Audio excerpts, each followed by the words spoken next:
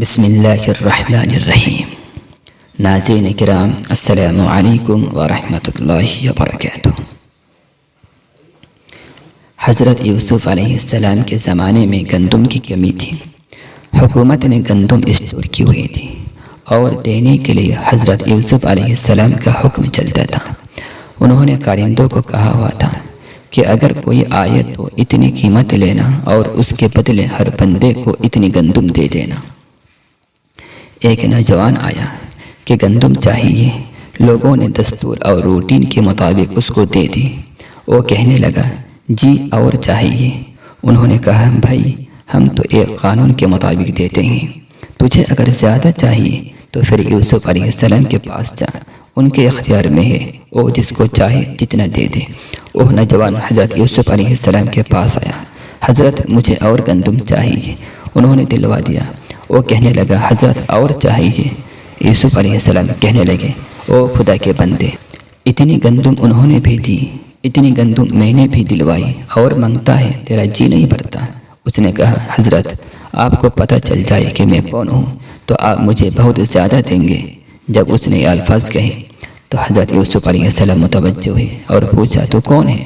اس نے کہا، حضرت جب زلیخا نے آپ پر بہتان باندھا تھا تو جس چھوٹے بچے نے آپ کی پاک دامنی کی گواہی دی تھی، وہ چھوٹا بچہ میں ہوں۔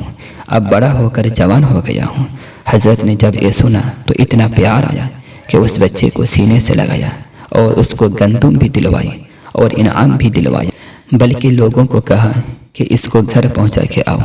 جب لوگ اس کو گھر پہنچانے کے لیے گئے، اللہ تعالیٰ نے یوسف علیہ السلام پر وحی نازل فرمائی کہ اے میرے پیارے پیغمبر علیہ السلام، آپ نے اس نوجوان کا بڑا ہی اکرام کیا۔